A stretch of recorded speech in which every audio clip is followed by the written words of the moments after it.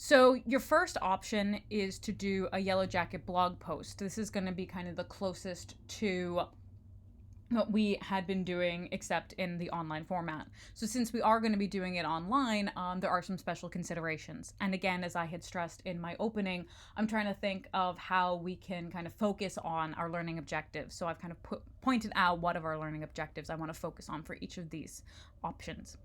So if you choose this option, then kind of first and foremost, I want to focus on integrating our direct and indirect quotes. That's something I've kind of wanted to stress throughout the semester. It's one of the hardest things to do, kind of chunking our quotes, rearranging them based on what makes sense to the reader versus the order that they were told to us, breaking it up so that it's not the same person's quote than the next person's set of quotes, but almost, inventing a dialogue between people.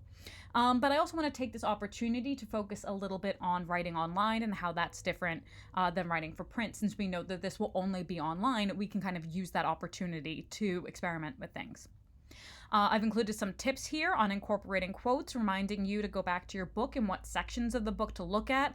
I've highlighted a couple of chunks of chapter 4 that would be especially useful. And in fact, the second grouping on attributing quotes explains and gives you examples of how to kind of weave your quotes if you're using outside sources. So, according to the New York Times, and then you put the quote in rather than using an MLA format or kind of in text citations that are in parentheses. We want it to sound like a news article that you might find online.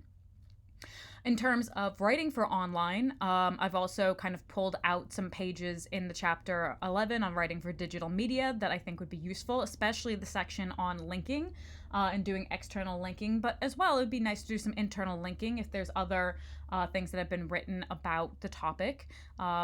Kind of bringing those in would be terrific. But also think about the fact that this is going to be seen digitally, and so do you want to chunk things with subheaders? Do you want to pull out information into different blocks? Now that's also going to help you with your quoting, because if you're thinking about things in terms of small chunks that are topical, then instead of putting one whole person's quote, you want to pick out the different topics within a quote and kind of put things together based on topics. So those are just some kind of tips that hopefully will be useful. Also, since we are online, feel free to link to the original articles that you're citing so that way, if people want to read more, they can.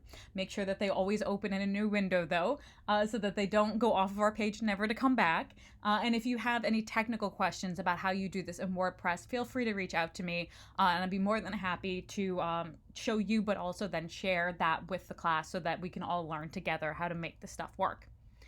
In terms of the actual task and requirements, you're writing kind of per usual 600 to 900 word article. You can choose whatever topic. Don't worry about beats at this point. We're stripping away the unnecessary things and kind of getting to the pith of things. You are going to create this article in WordPress and you're going to submit it for review when you're done.